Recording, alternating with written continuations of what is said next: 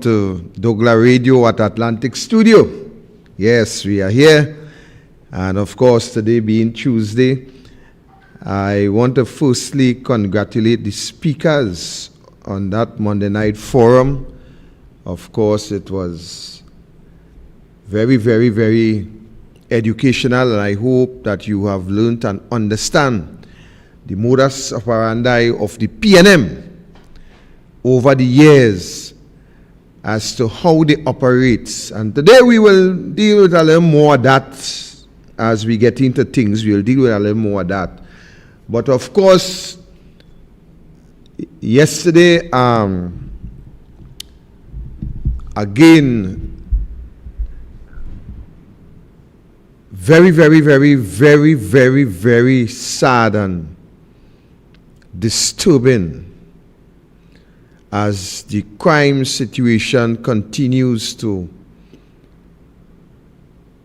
reap havoc in this country with Keith Rowley administration together with the PNM choice of acting commissioner of police together with National Security Minister. And I want to say, first of all, if you are to multiply Jacob, multiply by Hines, multiply by Rowley, you will not get an intelligent person. You could put the three of those individuals together and you could never get intelligence or coming out of those individuals. Because when you look at today, after that very tragic incident yesterday, which is not isolated, which is not an isolated incident, because we have had incident for the past 7 years where people continue to lose their lives in this country for little or no reason. I mean, watch this, ladies and gentlemen. I know you have seen it over social media, but watch this. You just watch this. Watch this. And you tell me, in this country, if you believe that you are safe, if you believe that the government, together with Acting Commissioner Jacob, together with Fitzgerald Hines, if they have this crime situation under control, you tell me. I want to suggest to you today that in this country, nobody, absolutely nobody, could conclude that they are in a safe zone. Nobody. You could be shopping, you could be walking, you could be driving, you could be sitting in your veranda, in your bedroom. Just last month, We had up in the I believe was the Princestown area, where a man, or either Princestown or in the east, I believe it was in the east, where a man was sleeping, making love to his wife. Whether I want to say common law or however I want to put it, a matter for you, because that is not the subject matter. Making love to his wife and shot to death. We have seen people gather for a wake, where they will remain up, have some kind of discussions and some kind of mourning process that will be going on. And you have seen where vehicles have passed by, automatic gunfire. We have had those experiences in Moruga where people lose their life, in Port of Spain, in many, many areas where people lose their life. And today I saw Jacob with his display of the arms that were retrieved from the 4 individuals who were killed by the police. And I will touch a sore point just now with that. I'm touching a sore point with that just now. But I will come to that.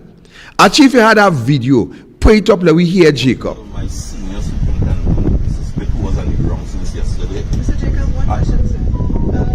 This incident that happened in Laramine, in an area where there's a lot of vulnerable, the Pennywise Plaza, a lot of vulnerable members of society there, women and children mainly, frequent that area. And, the surrounding areas are, residential areas. What is your assurance to the public about, these kinds of instances, taking So here, Jacob. Listen, Jacob. shopping areas and so on. And in Southland. Well, I want to give the public the assurance that the police service, right, have designed different methodologies and strategies to deal with the situation. When the increase in our presence of the police with both mobile and foot patrols in the areas linking with the business association, I've seen the business. Actually, you could hold up there, you could pause a little bit there. Right? Right. So Jacob is saying that the police service have introduced methods and strategies to increase foot patrols and mobile patrols and linking with the business sector to deal with crime and to deal with the crime situation.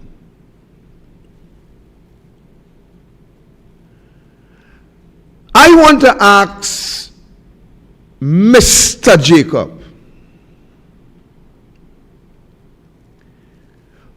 why he would not appoint, as Gary Griffith did, a spokesperson for the TTPS who will speak on any given situation or answer question by the PNM press that would make sense to the listening public. I want to ask Jacob if he does think before he talk. I want to ask Jacob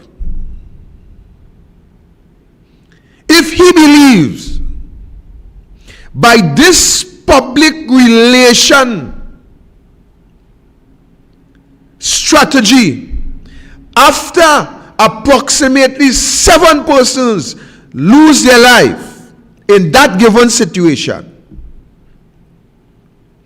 if he believes what he is saying to the public making sense, I believe that Jacob doesn't even make sense to himself, much less to the people on the streets and the people of this country who have a brain inside of this head. I have listened to Jacob on a number of press briefings and on the spot interviews. And it seems to me that the acting commissioner of police haven't got a clue as to how to deal with any PR, any public relation situation or issues. Jacob further states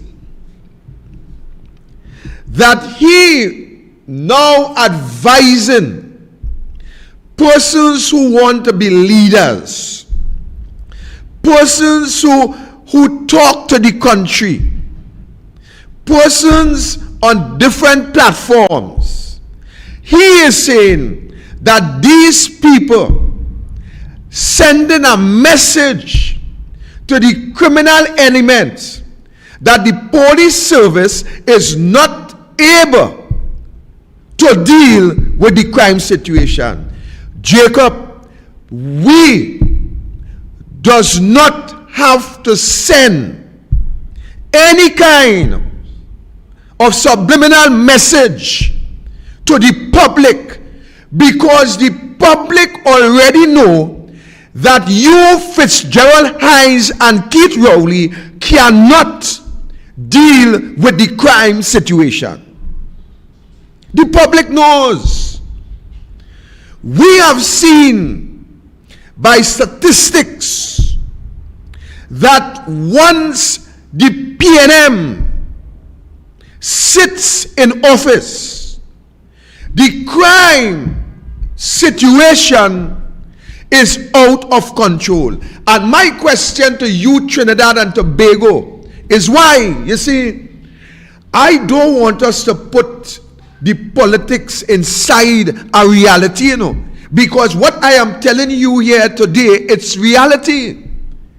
Once the PNM sits in office, the crime situation is out of control, and the question must be answered, and the question must be answered by you, the people of this country. So let me help you. Let me help you. When you have a prime minister who would condone lawlessness, lawless behavior within the rank and file of the government that he leads, what do you expect? He not condoning it. He is the leader and part of it. And very well said.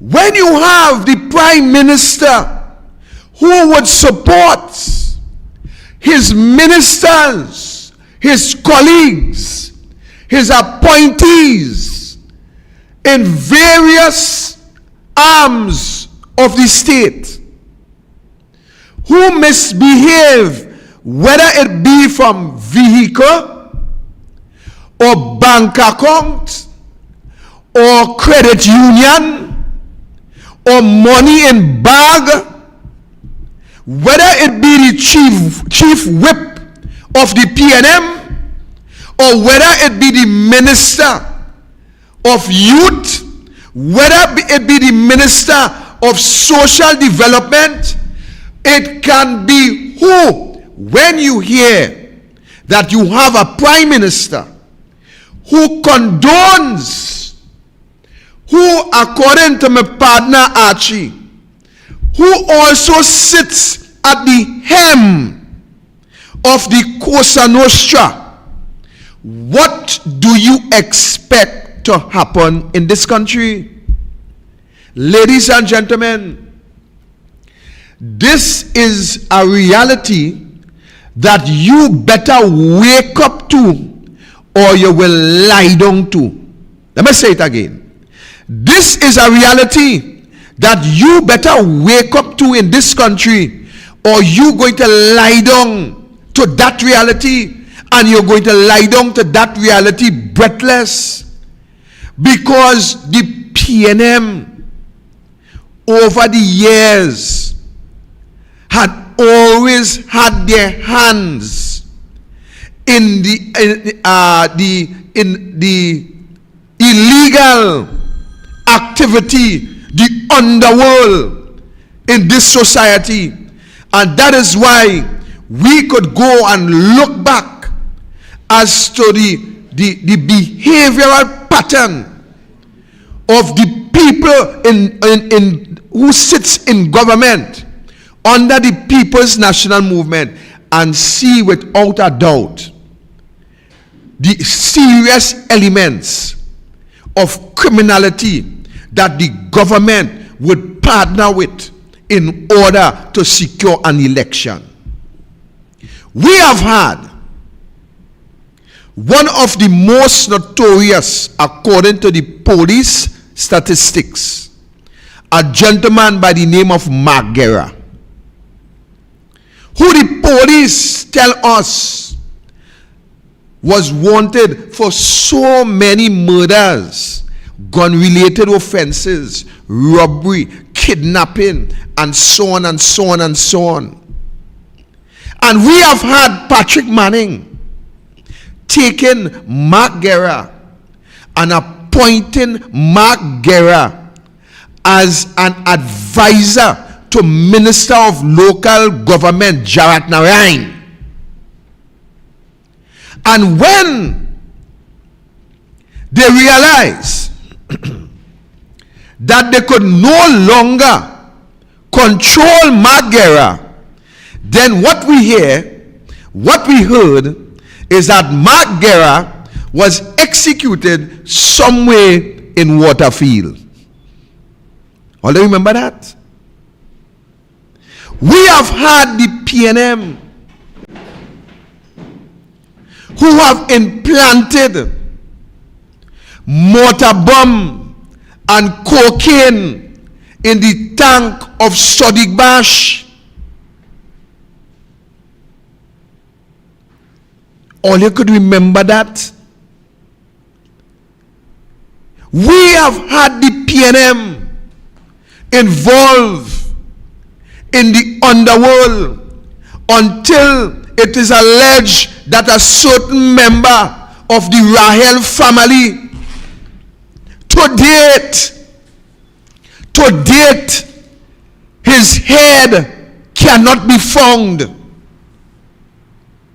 To date, they have never found the head of that individual because of the alleged high profile drug money laundering and other activities that was taking place. We have had allegedly another minister who had operated a boat from down on Pier 1 jetty to Guerilla in Venezuela.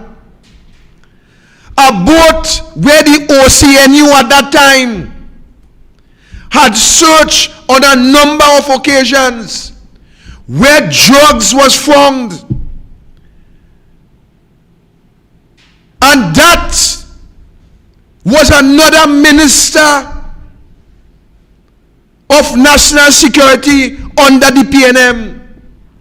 We have had Jean Miles executed because of what she have seen in the airport in relation to another PNM Attorney General and other high-ranking officials when it was alleged that cocaine was being packed to ship abroad. We have seen, ladies and gentlemen, a soldier who to date, one autopsy tell us that he died from blunt trauma force to his rib cage section and a gunshot to the back of his head. After that soldier had made it possible for us to see two children who is alleged to be the children of the former Attorney General Faris Alwari, alleged to be the children of Faris Alwari, and after that, ladies and gentlemen, that soldier mysteriously died. We have had another witness against high-ranking officials in the PNM, and while that individual was in protective custody, next thing we understand that that individual was poisoned. We have seen a PNM councillor from Laventille who disagree with certain amendments that they wanted to pass within the Port of Spain Regional Corporation, when John Rahel was alleged the chairman of that corporation, and when this councillor refused, we have seen that said councillor leaving one morning, passing through the track that he accustomed passing to go to work, and he was found with several gunshot wounds to his head. We have seen another gentleman who came from Venezuela and put it on the public domain that high-ranking ministers of the PNM, including a prime minister who had plotted to lock up Sadiq Bash and Ganga Singh. And when that individual went to another appointed PNM Commissioner of Police, he was told that the allegation is so serious and they would not be able to protect him here in Trinidad. So that then acting Commissioner of Police said to Vernon Paul, better known as Preacher, to go back to Caracas. And that acting Commissioner of Police at the time said that he will go down to Caracas and record this statement, only to find out that as soon as Vernon Paul landed in Caracas and take a vehicle to go back to his safe house, two motorbike men ride alongside, and Vernon Paul was executed. And that was the end of the investigation that would have charged a certain prime minister, a certain minister of labor, a certain mayor from San Fernando, and others. That is what we have seen. Don't forget the two little boys who identified the short, stocky man coming out of the PNM. And as Archie said, we have also seen two little boys who have identified the short, stocky, short hair, ugly Rastaman. And the next thing we know is that the two little boys were murdered. This is what we have seen emanating out of the rank and file of the PNM in this country.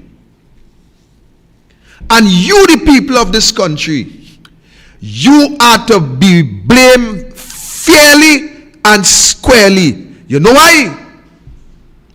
Because you have tolerated that kind of governance. Correct. Simply because you believe that this party is your party. You have put yourself in this position. And let me make it more plain, because I know it has hurt and it has pain when I look at the facts. And I just love to bring the facts. You, the people of this country, you also are to blame for the escalation of crime in this country. You ought to blame fairly and squarely, because when the UNC, let me bring the politics in it now. When the UNC was in power, you have seen the figures in relation to crime. And when you have compared the figures under Kamla Prasad Bisesa to Keith Rowley, you, the people of this country, have voted for the escalation of crime. You have voted for nepotism. You have voted for corruption. You have voted for procurement for procuring without procurement. You have voted for no water. You have voted for no amenities. You have voted for over 4,000 plus people die under the pandemic. You have voted for that. So don't look for blame. Don't look to blame now and cringe when you see what is happening. Blame yourself, because it's you who put the PNM there. Before I move on from this topic, I want Archie to go back to the guns. Go back to the guns. Because I have a question, a very important question for DCP Duns, as Anil does call him. Go back to that picture for hand me. in hand with them, and we depend a lot on the public passing on a lot of information to us. So we want to give them the assurance that we are here for them, and we have designed our tactics and strategies, right, to cause, to reduce the occurrence of these matters. But a lot depends, not just on the police and the persons who call us and support us. What I mentioned earlier, some of the persons who are constantly putting out their negative things about the police service and Listen to them. to handle situations, which is causing some persons to feel that it's a time that they can in fact come out and commit robberies and commit other offenses, causing a lot of... Right, Archie, you could pause there. All I hear this dotish idiot they call the DCP. All I hear this dotish idiot that we have as acting commissioner of police. He is saying that some people who speak to the country on various platforms, given the criminal element, the belief that the police service is not able to deal with the crime situation. And because of our utterances against those idiots that they have at the hem of the police service and at the hem of national security, he is saying that, look, because of that, that is causing the people to come out and commit more robberies and more crimes and more serious crimes. You hear the kind of dotishness this idiot does talk? You hear the kind of dotishness? But he's singing just like Ethelbert Hines. Like what Hines them does be saying, that the UNC is the cause of crime, the UNC paying, the UNC want the murder toll to go up, the UNC paying, this look like the UNC organize it. But that commissioner, as you're really saying it, he really saying the same thing. That is what the man saying. Those who aspire to be leaders and those who want to run country and those who talk in the country and those on platform, we given the criminal element the idea to come out and commit more crime. What a pack of dunce-head idiots we have sitting down in high office, making a mockery of democracy and talking one set of dog poo-poo. Yeah, One set of dog poo-poo they're talking when they come. I feel he right to say what he's saying because the media does support it. So if the media supporting anything he's saying, well then he could say anything he want. And they go publish that too. But so Jacob, let me help you, son. Let me try to help you. Jacob, the solution to the crime situation is not us, Jacob. It is not the UNC, Jacob. Jacob, the UNC doesn't make the policies at this point in time to govern the country, Jacob.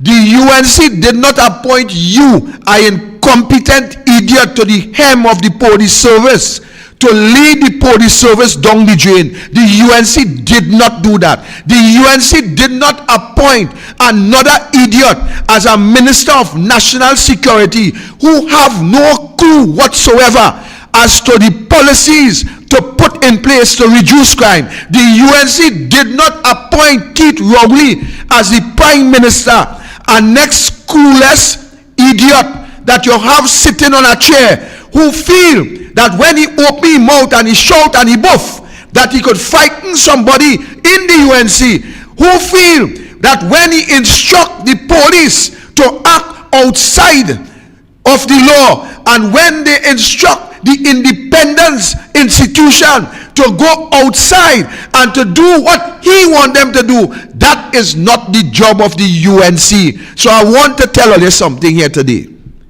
All you want to fix the problem, all you want to feel safe again, all you want life to be as it used to be, then all you have to do is to come together and demand the resignation of the entire PNM government. That is all you have to do. But go back. I want to raise one more point out of Jacob. One more point. Right. Hold it right there, Archie. Come and encounter the police. Hold it right there. So I want to ask Mr. Jacob, if displaying these AR-15 and other weapons that the bandits used yesterday to commit their crimes, I want to ask Jacob if displaying these weapons is to convince the public why these 4 individuals were shot by the police. I want to ask Jacob that. You see, I want to say something, and I tell you I will come to a nervy situation. You see, I want to make it abundantly clear that I do not support any form of law breaking. I do not support any form of law breaking.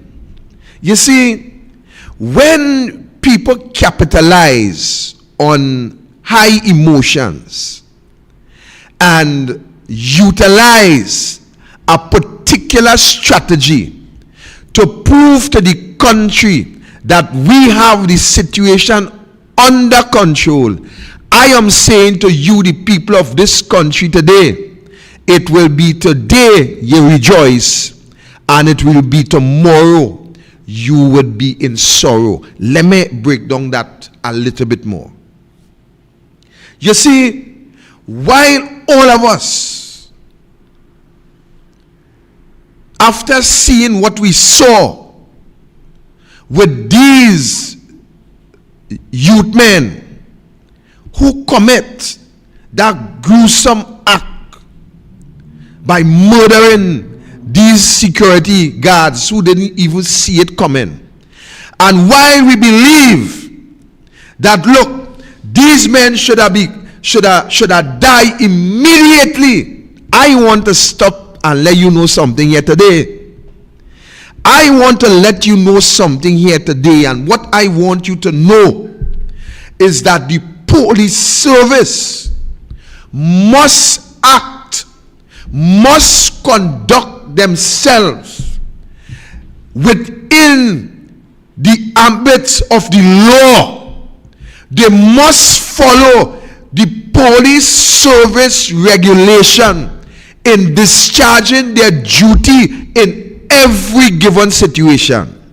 Because you see, when we rejoice, I remember just recently, the whole country was in uproar because we saw a video where the police killed, I think was 3 individuals in the Mova district when we saw their hands up in the air. We protest and we this and we that, even though the police were claiming that one of the youth there were responsible for killing one of their colleagues. You all remember that? But within all of that, we demanded that the police act within the law. We demand that. And we were upset because we have seen a video which suggested that the police acted outside the law. Yesterday we had 4 youths killed in a home, and we're not disputing what they do. We're not disputing what should have happened. But what we are saying is that the police must follow the law in every given situation. You see, when you allow your emotion to run away with a situation and you give the police right in one situation, then I want you to bear in mind that you cannot condemn those police in another situation where your emotion was not as high as it were yesterday. I just want you to take note of that. I want you, the public, to take note of that. Because you see, it will happen, you know. It will happen, rest assured, it will happen again. And you will see the outbursts from the public when they believe that the police acted in a particular manner. I am saying, we must demand that the police act within the confines of the law and follow the police service regulation in all matters, where the police must not be the judge, the jury, and the executioner in any given situation. We agree, you shoot at the police must use as much force as is necessary to preserve and to protect the life of themselves and the public. But we will not support extrajudicial killing in any given situation. And I'm not saying that is what happened, you know. I am not saying that is what happened. I am just saying to you, the public, I am just saying to you, John Public, that you must maintain a principle in every situation, and not because your emotion run wild, because you have seen and you are angry with a situation. You have the right to be angry. You have the right to allow your emotion to act and to run high. But the police, they have to operate within the precincts of the law. That is what I'm saying here this evening. Because, hold on, very soon, we will hear a cry again. And the cry ain't gonna be nice. So I want to tell Mr. Jacob, get up off of your P&M bottom and get the police body cameras up and running, so that it will help encourage the police officers to operate within the confines of the law. We do not want to hear that cameras sitting in administration building or in the academy or somewhere, and you telling us that the police service buy cameras and there is no battery for the camera, let me tell you something. That no battery is a P&M excuse. That no battery, ladies and gentlemen, it is a P&M excuse, so that the P&M could get the police to do their bidding. That is what that, because let me tell you something. Who in this world will go and buy a phone without a battery and a charger? Who in this world will buy a computer, buy a laptop, any device without a battery and without a charger? So this is the incompetence that the P&M will use to allow the selective police officers that they have selected, who would support and who will do the bidding of the Prime Minister, the National Security Minister, and others, that would go outside of the law to arrest a UNC member or a member of the public that would speak out against the ills of the government. This is an excuse. We must demand that the body cameras that they tell us that are sitting there with no chargers and no batteries, we must demand that Fitzgerald, Ethelbert, Sleepyhead, High Grades, Hines get off of his bottom and get the police service furnished with these cameras to avoid any allegation of extrajudicial killing in this country. That is what I am demanding here this afternoon. Because let me tell you something. You feel they're coming for you or what? Well, you see, they went for me already, Archie. They come for me already. I have a gunshot to prove that. They come for me already. But I don't fear them. I don't fear them. My fear is in the Lord. And there is one day for them, and there is one day for me. And there is one day for everybody. So I don't fear them. I have no fear for Hines and Rowley and Jacob and all the rogue elements in the police service. I have no fear. Because a day is coming where you will have to give an account. So I am saying, ladies and gentlemen, we must demand transparency and accountability in everything. You see, we have seen that there is one law for the P&M and there is another law for the rest of us. You have seen it, you have experienced it. Don't be blind, dumb, and dotish to the P&M follies. Do not be dumb, blind, and dotish to the follies of Keith Rowley.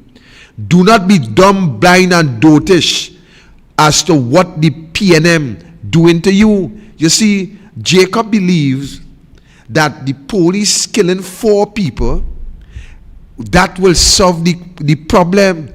That would not solve the problem, Jacob. The problem will not go away, Jacob. You have killed more before, and you will still have to kill more after that 4. That would not solve the problem. To solve the crime problem, I say it already, let me say it again. Because people saying you always condemning, but all you do have the solution. We are the solution. We have always had the solution. But the problem is, you, the citizens of this country, do not want to vote and implement the solution. You is the problem, not us. We have to talk about the problem, because you too, the public, is part of the problem. Because you support a rogue government.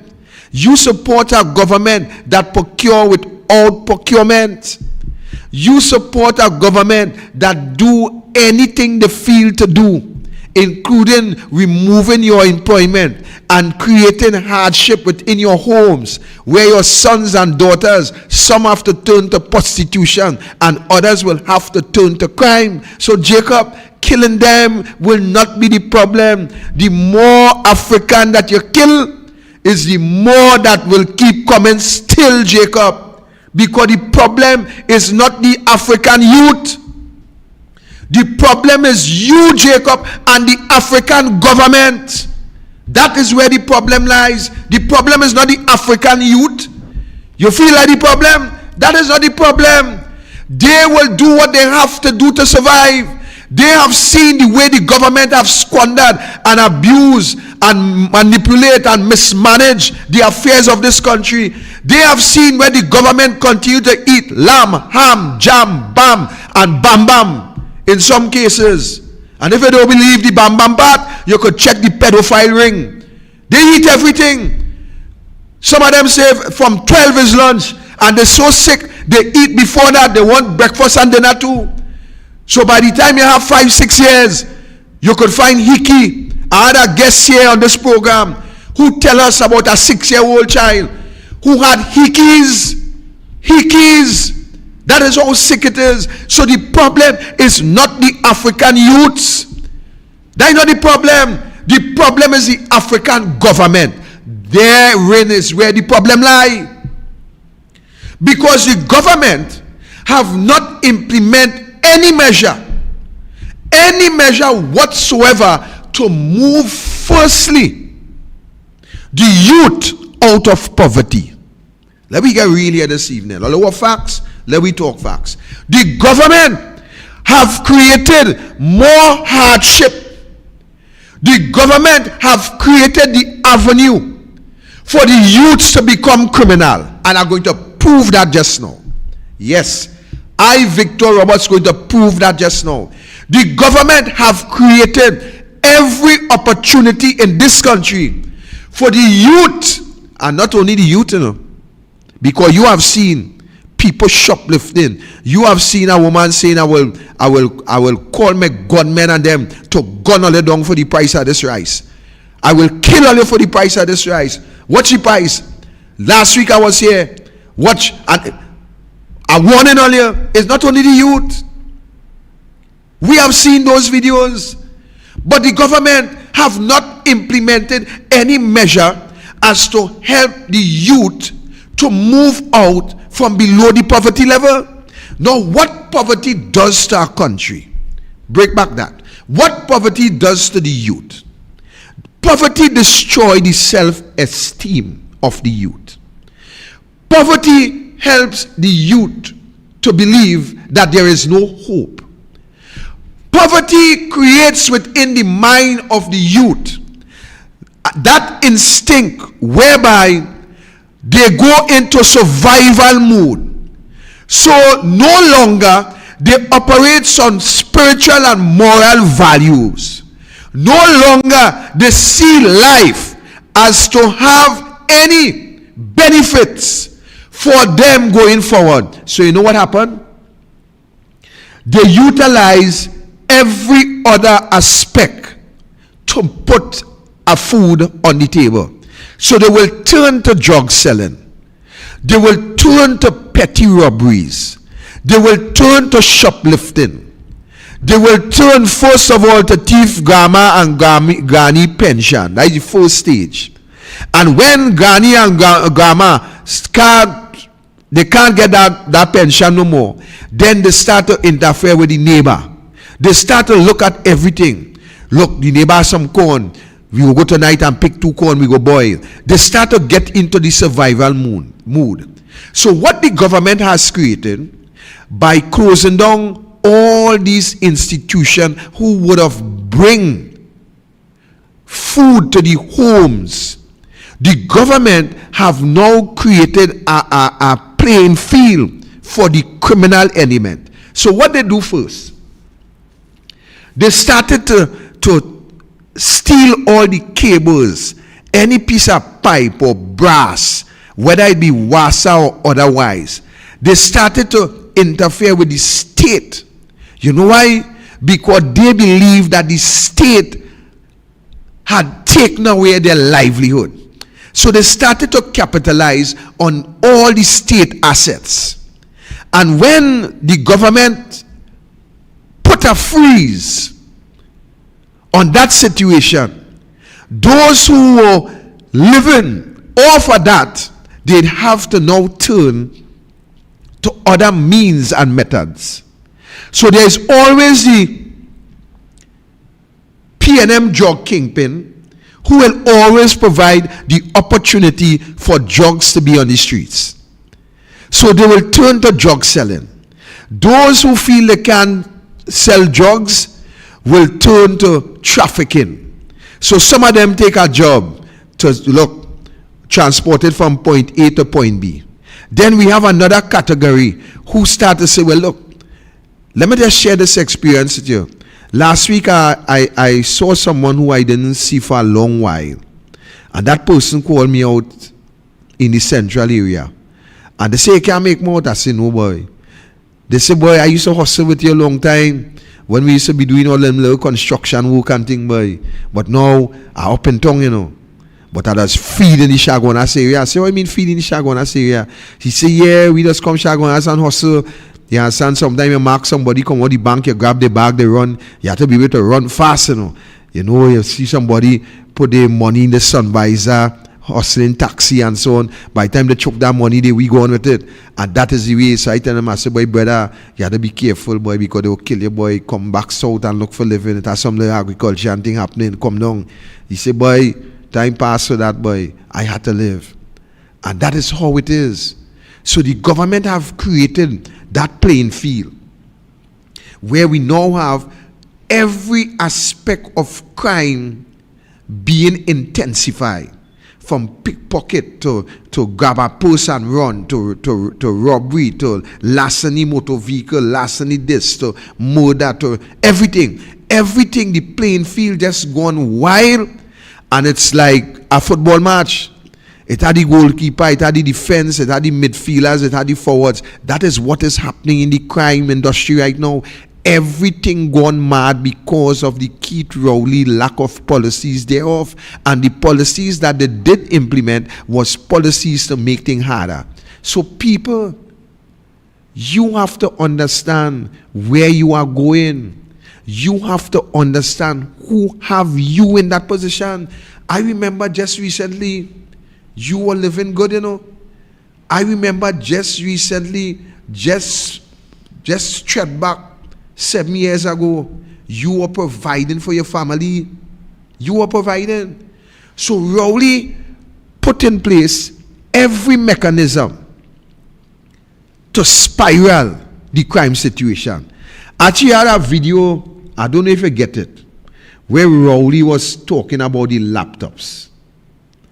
I sent it for you. I don't know if you had time to pull it up.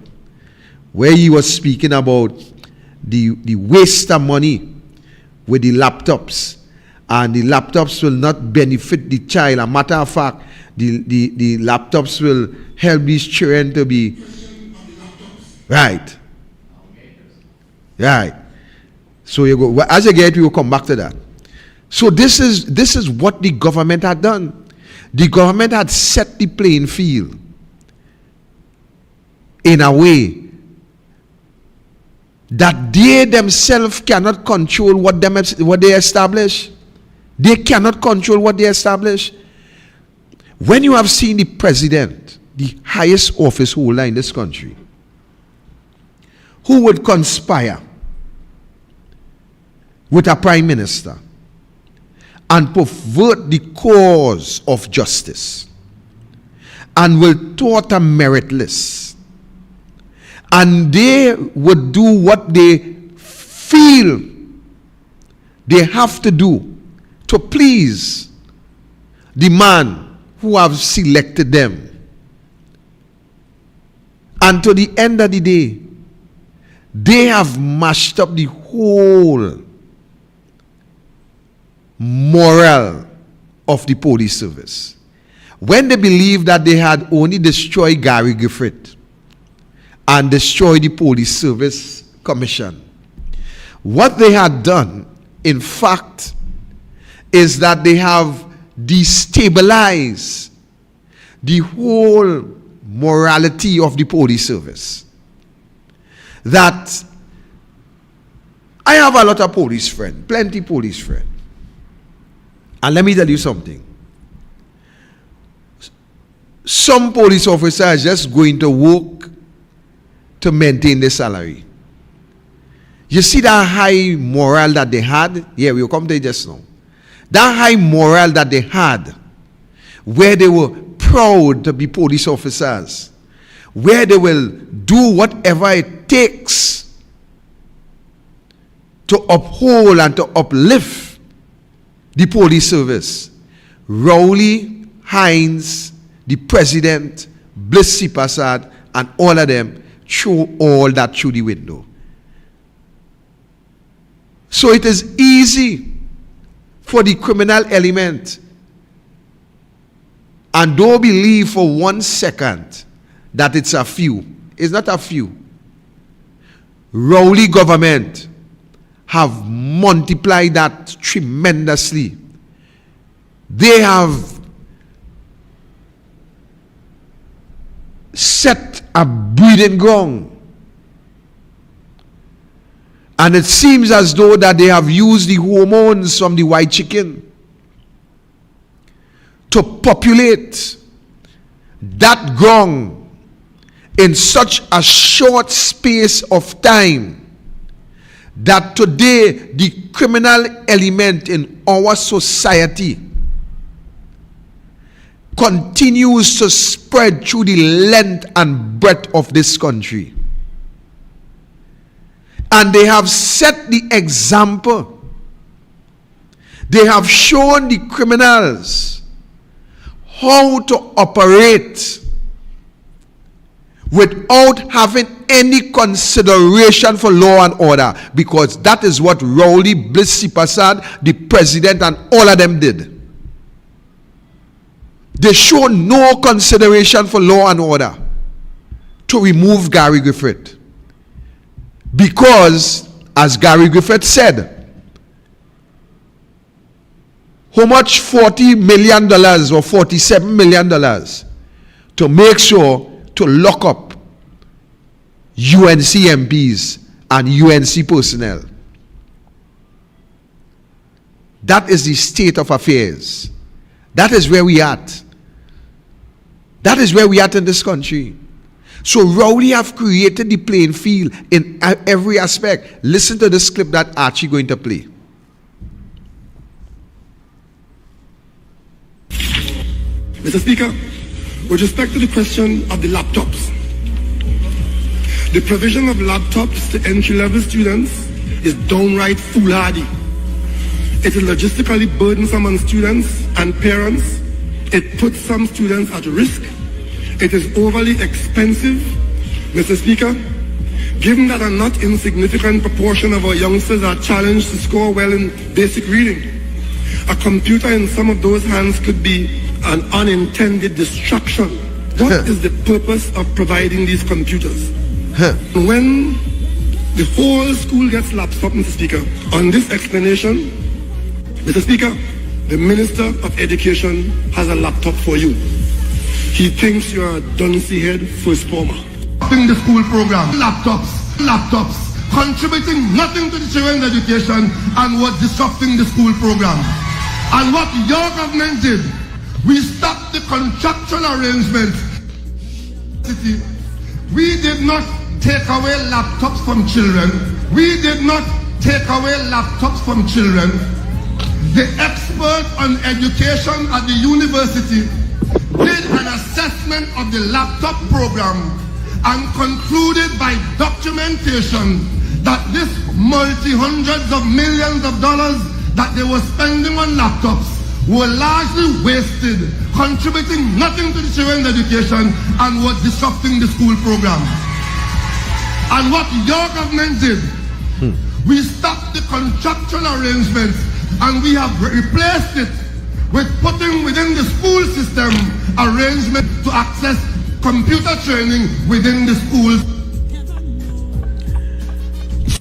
Well, there you have Boy, it. you hear them people people clapping and rain, boy. Archie, you take it out my mouth, boy.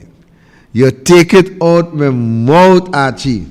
This man said to us that laptops contribute absolutely nothing to the development of the children's education. But today, Gaspy Dolly is telling us, together with Keith Rowley, that they are sourcing 7,000 laptops. The same laptops that was creating nothing to the development of the child. The same laptop which was a waste of time. The same laptop which was interfering with the school program. The same laptop that Rowley said it is only trying to prove that we have a bunch of dunce-head children. It is the same laptop today that this idiot that we have for our prime minister coming to tell us that they're going to source 7,000. Let me tell you something. And let me tell you the people who is more dotish than the prime minister. You see them idiots, them clowns. Boy, I could only use pretty words to describe them.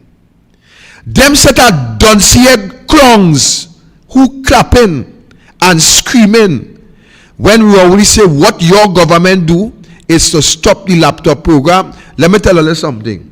Olia is more dotish than Keith Rowley. Trust what I'm telling you here today. If Olia could rejoice at that, and today, bundles and them telling you that they have to put aside X amount of million, that to find it, to get laptops. I now understand where we are in this country. You see, I tell earlier that Rowley planned this thing out very well. It was planned out so well that when they take away the education from you, because here what they do, they didn't only stop the laptops, actually they also stopped the book grants. All the textbooks and so on that you would have had available to you, all that was asked by Keith Rowley. So what Rowley government did is that they prepare you to be dotish.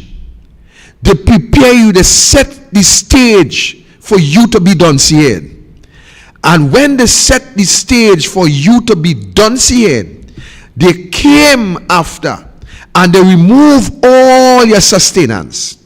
And then they leave you to the wolf, to the criminals, to the elements of the world, for you to bob and weave and to see how you can maneuver, thereby creating the opportunity to really and truly get rid of you, the Victor, people. You have children in school right now. Yes, sir. Now, I remember during the UNC times, students used to get all their textbooks. You walk into school, whether Form 1, 2, 3, 4, 5, you walk in, you get all the books.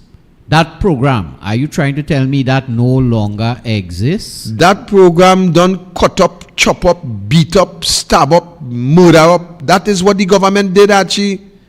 And you think they're still balling rave? But we hear, actually, the people still bawling when Rowley talk. The people still clapping when Rowley speak. So you lose your laptops, you lose your lunch, you lose your taxi, The books. you lose your books. How And you going and win library, boy? Because them go still ball rave. The man come and say, look, tutu, not a plyboard factory. And let me tell you what they lose to, actually. They ain't only lose the laptops, the books, the textbook, the food, and all that. They lose their will, their self-esteem. They lose their vision. They lose their hope. They lose their dreams Is everything Rowley take away from them? What Rowley have done to these people is to put them, while they are physically able, he put them mentally, psychologically, he put them in a wheelchair. They are crippled for life. That generation who did not even make 50 marks in this last exam, that generation, Archie, it is a generation that they have to pray that Kamla Prasad come back to help them to harness whatever is left of their teenage life in order to put some level of education within their system so they could become viable in society. Viable? I hear in a story that a mother texts her son that the security guards were leaving. Now this mother know fully well that those security guards are armed. What she told her son? Huh? What? Careful you get shoot? You think of what the mother might have been telling her son. Say here what? You go out and shoot and kill them first before they kill you. You take the money. What you want about textbooks and lunch and laptop? What they want with laptop? They want AK and R15, whatever it is. Yeah, AR-15. And something I was watching with that picture you had up, I thought was 3 AR-15. How come I only seen 2 on the table? Huh? Let me tell you something, my brother. This government have set the stage for criminality. This government has prepared the minds of the youth. Archie, if you watch something, you watch the pattern, the way in which these children are behaving in school. Let's go back to the school with the violence in school, because you see it start back, actually. You see the fights and so on. It stopped because it was holiday, but as first day of school, they back at it. And Roberts, this wrongs.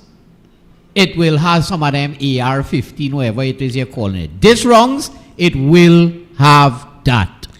Arch, we are at the place that if the people in this country doesn't see what is happening, this is a time where the parents actually sending their children to do whatever it takes to bring some kind of sustenance to the home, Archie. That is the sad reality. They would do whatever it takes to bring some sustenance.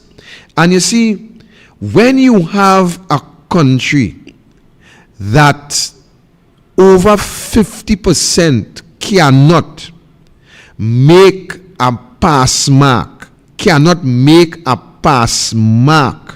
to move on to the next aspect of education. What that tells you, Archie, even though you are to place these children in schools, and when you place these children in other schools and they are not equipped with the necessary tool, as such as the textbook, the laptop, a common meal, a basic common meal to sustain them throughout the period in school, what would eventually happen is that these children will continue to conspire, they will continue to formulate themselves in gang, because in the school that my son goes right now, you will hear Archie, they already have who is 6, who is 7, who is 8, who is 9, and all them is gangs, you know. They don't have all them gangs in school. We is 6 and we is 5 and we is 4 and we is 3 and we is 11 and we is 20 and all kind of numbers, which is associated to the bigger gangs that operates throughout the length and breadth of this country. So what is happening is, in the absence of being able to qualify yourself with the necessary tool that is required. You are now placing these children in these schools, and these children will continue to be the pain of society. And why that is so is because you have a government in office who creates the avenue for these children not to ascertain, not to get, not to have the necessary tool to get the education that is necessary to be somebody in society. When you look at Kamla Prasad Bisesa, and I will always call Kamla a visionary, Kamla put every aspect, every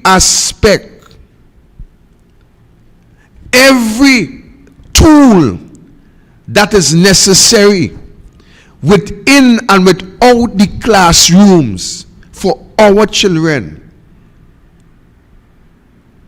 to make themselves somebody in society. This is what Rowley government creates.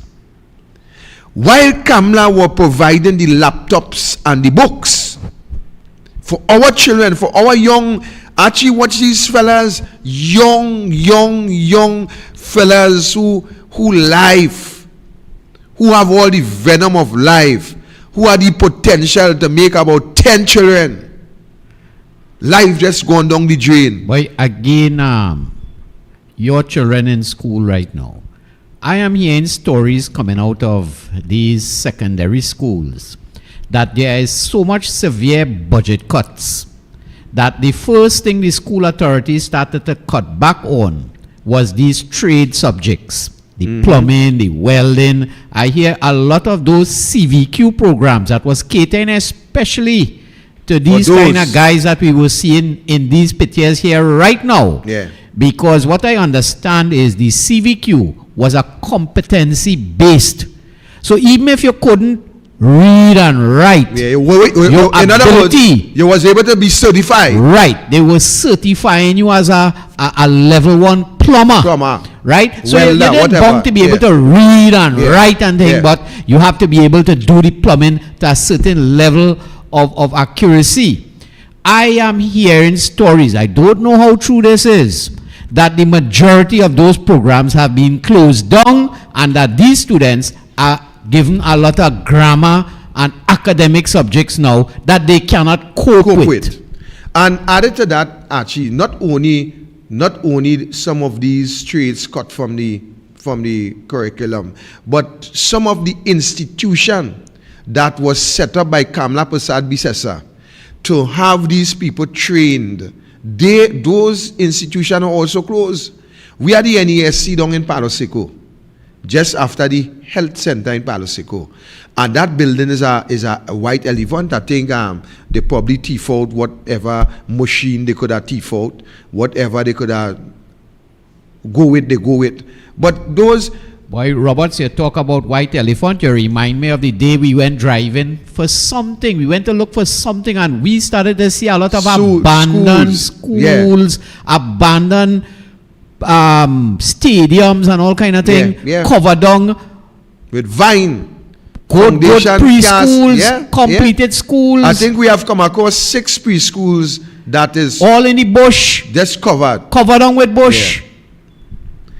And you see, actually, we keep talking about crime, and we keep pointing fingers. But the finger have to be pointed at the government. Because, you see, a government that is competent, they would have looked at the holistic scenario towards solving this crime problem. Yeah, Victor, I leaving up these pictures here, not to embarrass those fellas, you know. That is the end result of all this closing down school, refusing to open school, cutting back laptops. Brother, let me develop that right there. When you hear, let me develop this point. When you hear our government didn't take the time out to look at the holistic situation that causes the crime situation to spiral. And when a government believes that one shot, one kill, and more bullets and more guns for the police service would do the job, what the government was really doing was disguising their hands by hiding behind the police service and the one shot, one kill scenario by Gary Griffith, and creating the opportunities for the police to really have more people to kill than they should have. Because I will tell you this, when you close the programs like sports, when you get rid of the, actually I remember when we you had, say sports, I remember, boy, that is just a whole nother topic. I remember that in my district, there were many individuals who did not do academically well in school, but end up on the national football team. Correct. That end up going outside. That is what you're talking about, holistic. Yes, end up going outside and make millions of dollars. We have a homeboy right now, I won't call his name. We have a homeboy right now who is playing outside. Big football. I thought you were going to tell me holding one of them thing, you know. And earning millions of dollars, Archie. A matter of fact, we have two, but the one who was speaking of, he did not do well in school. He did not do well in school, but guess what? He out in Europe playing football because of the opportunities that was available. And we started off, I end up a goalkeeper by playing primary school football. Is there we started. And a matter of fact, I was called to the national team. I think I tell you that already when Alvin Corney was coach, but because of financial difficulties, my father. And you know, under the UNC, they catered for people like you with the elite program. Yeah. Right? Where they pay you to be a sportsman. They pay you. Well, I couldn't travel because my father wasn't going to send me to play football and he have 4 girls. That was in your days, Yeah. but on the Kamla days. Right. You were being paid as a professional athlete to go and pursue those dreams. And that is what I'm saying. So when the government came into office and they started to shut down all the programs that would have elevated the youth. That is what the government did, you know. Why we playing dotish? I want to say it so. Why we playing dotish and we talking about parents? I hear some people putting up on social media, yeah, the parents and them and the parents and the parents. Hey, this thing start long before parents. The government have a responsibility to put policy in place that the parents and all will be held accountable for the bringing up of the children. So let me go there. But when the government took the time to eliminate all the different steps that would have helped someone who did not do academically well in school to move up, whether it be by welding, by plumbing, by carpentry, by masonry, by football, by cricket, by tennis, by basketball, by hockey, by anything. When the government eliminates and cut all these programs, what the government actually done was creating the child to become an individual within the industry of criminality.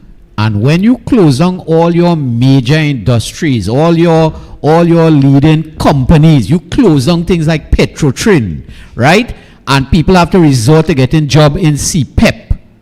Archie, that is why they'll go to crime. You think them young boys satisfied with a CPEP job? All these was the policy of Keith Rowley to bring the country to the point where we are today. You give them a hamper and they vote for them. This is a design. Actually, let me tell you something. This is a classic clinical copycat pattern of Nicolas Maduro. That is what this is. So, what would eventually happen is the government would be able to escape with all their corrupt activities. So them Veni leave one Maduro to come to another Maduro? Of course, but listen this point. Listen this point. Where we are now in relation to the out of control crime situation, a matter of fact, everything out of control, it gives the government a disguise where they can continue to carry out their corrupt activities by stealing the money, by ripping off the public purse, while we are so busy crying and bawling each day that we cannot provide food, and look, they kill our next one, and look, they gun down this one, and look, the police kill this one, and look, this happening, and look, that happening. Why all this is taking place? Stuart Young continue to live very well. Faris Alwari continue to live very well. Keith Rowley continue to live very well. Camille Robinson Regis continue to live very well. And everybody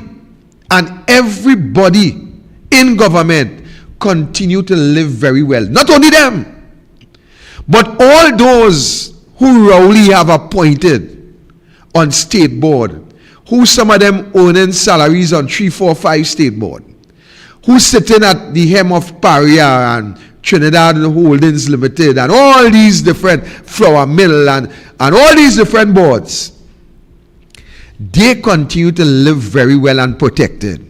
And mind you, I am telling you, 99% of them have their legal firearm. The children had a firearm. The outside woman and man and all had a firearm. While we continue to fire at each other. While we on the ground here firing at each other and killing each other, they continue to benefit from the same cuts, the same wealth that the people on the ground should be benefiting from. These individuals that sit at the hem of power, they continue to manipulate and benefit tremendously from your resources, while you have to kill and fight each other on the streets, while you have to beg or make affairs to get a laptop for your child.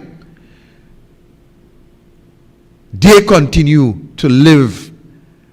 Their children goes to the best schools. Their children have devices, and if you look sharp, they may very well have a device for each subject. That is just to tell you how filthy rich. I hear talk that them have protection. But why not?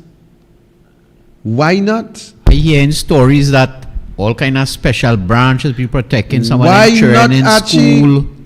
Archie, if the people I of this hear in country, some of them vehicles bulletproof. if these people in this country don't want to wake up, then by all means, Skeet, by all means, Faris, by all means, Stuarty, by all means, Sinanan and Kazem Hussein and all earlier, by all means, if the people want to be so blind and dotish, if they want to look, let me tell you something, Archie. Let me get on to some brass tacks. The PNM have one strategy that they use over the years to win an election. That strategy never changed. The PNM will leave you without water for 4 years. You can't even bathe properly. Leave you without water. And the last year before an election, they bust your pipe, your tank, the road, they flood you with water. And the people say, PNM. Pave a road and lock up a UNC. The PNM will leave your roads for 4 years in a dilapidated condition where you can't even drive your car. And the year before, or not before, the year in the election year, they will pave roads. They will pave roads even with burst mains below. And they will give you that road. And you will forget that 4 years you have suffered. The PNM will cut all your jobs and have you as beggars and paupers. And the election year, they will open up some opportunities for you to get some jobs. And they will even lie and tell you that those jobs will be sustainable. And you will vote for them only to go back to sufferation for the next 4 years after that. And Petrotrin, you're getting Petrotrin and you're going to get back your job and Boy, yeah, but you're forgetting one of the most major thing. You'll lock up a UNC person, right? So we know elections is in a couple months' time. Arch, let me tell you something. Last night, Munilal went back to the Hansard in the parliament. I don't know if you listened. And he went back into the Hansard and he pulled where Column Mbut make statements. I go put it up on the screen. 2 years ago in relation to that situation with David Lee. He went back and he pulled it up and he showed them from Hansard. This is what Mbut said. And 2 years later, you're now reaping the reward.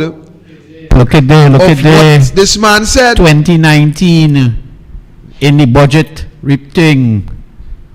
Right, he speaks clearly in the wind up the debate with Finance Minister Colin Mbut calling the opposition leader Kamala Prasad Bisata to ask Lee whether he used the tax exemption privilege to purchase in 2019 the most expensive car of all members of parliament, probably in the history of this parliament. Madam Speaker, and he went on to say a 4-liter Mercedes-Benz AMG G63 valve at 2.3 million. Mbut said then that Lee had access a benefit of 1.4 million in tax and duty concessions, 4 times more than the benefit accessed by most other MP for a vehicle. So the bottom line to it, Archie, the bottom line to the whole story is this. If Mbut could go back since 2 years ago and speak about that warrant investigation, all right, although I want to get too much into that, then we have been calling for the investigation into Foster Commons. We have been calling for the investigation into Faris Alwari in relation to Kewal Singh. We have been calling for investigation into Rowley and so many other investigations. And to date, we have not seen any fruits bearing from those 3. So the point remains is that when you go back to Showman McNichols, when they had arrested Basdeo Pandey, remember that situation? And the law lords made it quite clear that there were political interference in that matter, and that was under Patrick Manning. So the PNM always have a history of interfering within these matters in order to prove a political point. And that is one of the things, that the people of this country must not forget. So I am not worried about David Lee's situation. I am not worried because you see, what I know, Archie, is that while the government may have their interference in terms of getting charges preferred against individuals in the UNC. And while the government may even have their way in having judges appointed to sit on some of these matters to bring a particular verdict, what I do know is that the government of Trinidad and Tobago cannot influence the decision and the direction of the Privy Council. The only unfortunate thing about that is you have to go through all this process only for it to reach the Privy Council for justice to be served, for the Privy Council law lords to say, look, political interference. Do you remember when actually the government had withdrawn the Malcolm Jones case from the Privy Council? You remember the law lords made it quite clear by saying that they cannot understand why the government of Trinidad and Tobago would withdraw a case that is imminent to one, a case that they will win at any cost, but yet they withdraw it. And Faris and Rowley tell us they withdraw it because they get some advice from some Nelson, the same Nelson who Faris allegedly solicit statement from in order to lock up 2 UNC senators, is the same Nelson that they say they get statement advice from to withdraw the matter. The same Nelson. You hear Rowley just say that he received documentation from the professional at the University of the West Indies to withdraw and to scrap that laptop program. I will really like to know who is that professor or who is that professional in the university who tell Rowley to withdraw that laptop program from these children. I will really want to see. And I will bet you that whoever that is, that have to be wearing a P&M tie in order to make a decision like this, to lick up the future of this country. Because when you lick up the future, the educational system of this country, then you lick up a whole generation. I know you only saying so, you know. Rowley's a man, will just say some expert. Wait a not expert. He's the man who type up email and say he get this from a source. That man is a Franco-Mel liar. Brother. Right? So you see that expert he talking about? And now that is PNM where they always talking about some expert and some source. But and watch, the people who just ball, just believe it.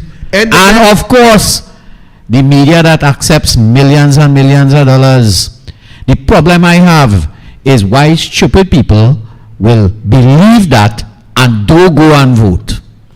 Deborah Peake, who did the Petrotrin matter, advised the government, advised the Petrotrin board on that commoner who Rowley appoint to appeal the arbitration decision because the arbiters err in the judgment. The same guidelines that they set out, they turn around and break the same guidelines. What Rowley tell us? Rowley tell us that he get advice, Archie, expert advice. Welcome, caller. Good evening, Mr. Roberts. Good evening, Archie. And good evening to everybody out here. Good day, Mr. Roberts. We must also remember that it's the same Vincent Nelson who took the case for the People Partnership and won it against Malcolm Jones. It's the same person. Correct. But correct. a year, but a year later, you said that it was who was going to court. It's the same Vincent Nelson who won the case when they took the people from UTT to court. Right? Mm-hmm. And he was the one after the case said that they should do an audit, a forensic audit into UTT. Yep. You understand? So the man was a flip-flopper, depending on which side of the coin that he was working. This is what he was doing. That man is just a money Satan. That is why he is I just a money Satan. every day that man don't die yet, you know. Because he has to face Anand Ram Logan. and Gerald Rambin, he has to face them. Because you can't come and just want to do something like that. And another thing, Mr. Roberts, Keith Rowley, and as Archie rightly said just now, you remember who that's coming from? Rowley. Yeah. The great liar. Yep. Just as how he lied about the emails, he lied about the UE study. Just because it was UNC brought those programs to the children. But you ask a question just now, what is the difference between the PNM getting the laptop and the UNC? Where your answer, it was asked and answered, because it's the UNC brought it and not the PNM. They scrap it, they criticize it, they say every day. I remember that Macintosh woman who was the principal of St. Francois Girls' School stood up in Parliament and criticized that program. And you would think for an educator that she would have been pushing for something like that. Santa Cruz, if God is like man, you see people like them, when they pick up a laptop, it's supposed to catch a fire in the hand because it's so wicked. Wicked. These people. Hello? Yes, go ahead. Yes, but I'm not hearing you. So I'll continue talking, all right? Yes, he lied about it. And now look at it, the same laptops only begging people for. The same laptop you pose up with that somebody gave you 7,000. And they lied that since 2019 they distributed 63,000 laptops. That's a lie.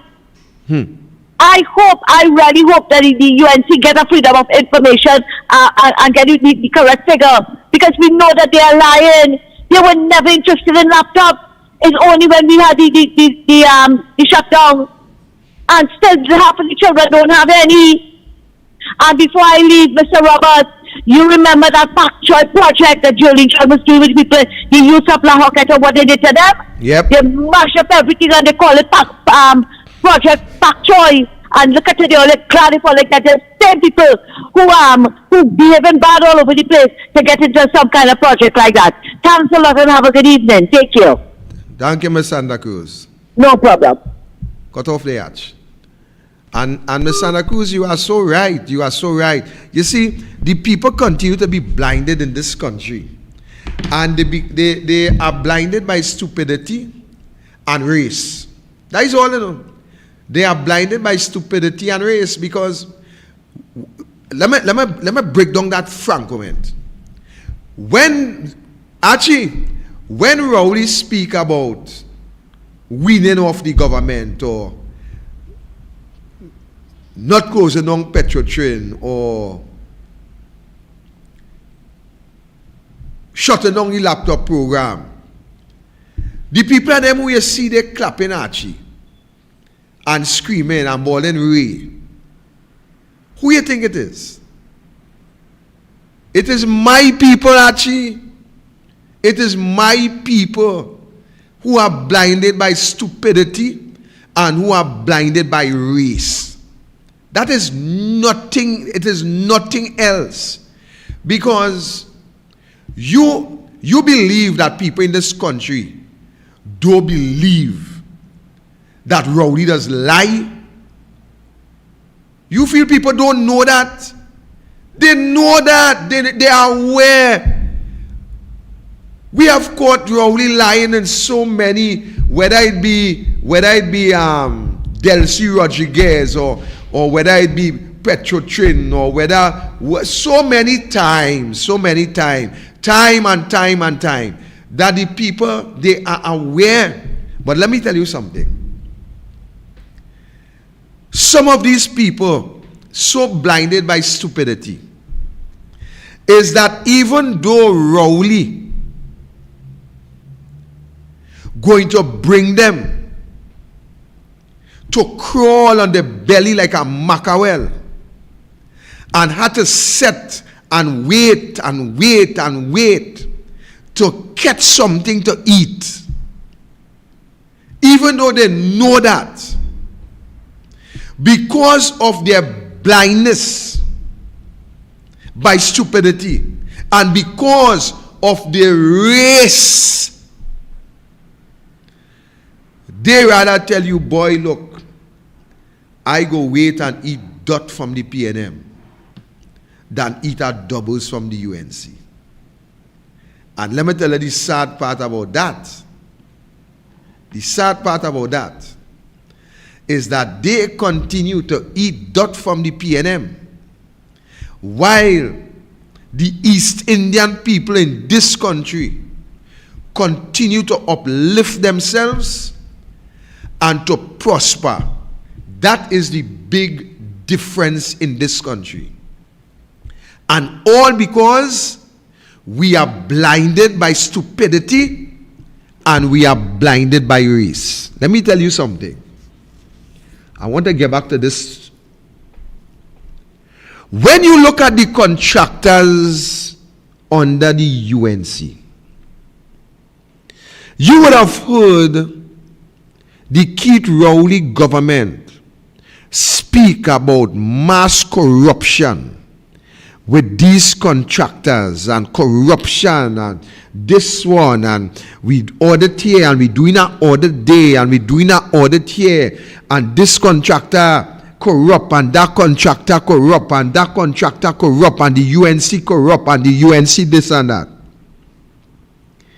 Let me tell you how you're blinded by race and stupidity.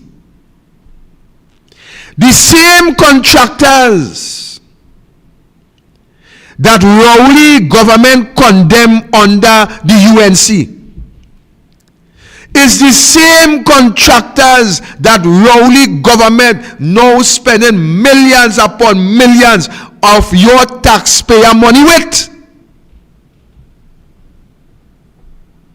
Well, you can't see that, ain't? So they was corrupt under the UNC. But they are now business partners under the PNM. Let me face the facts, you know. I just get all it straight, you know. These contractors were corrupted under the UNC. Rowley government tell you. Real corruption, mass corruption. Rowley tell you that. You have but to today, explain. huh? You have to explain. You have to explain that one. Because you're really making some sense there. You're really making some sense. I remember Ishan, Steve and them. Them was PNM, you know. Of course. Them was PNM. It's only when they come UNC they turn corrupt. That's the next time. And you're correct.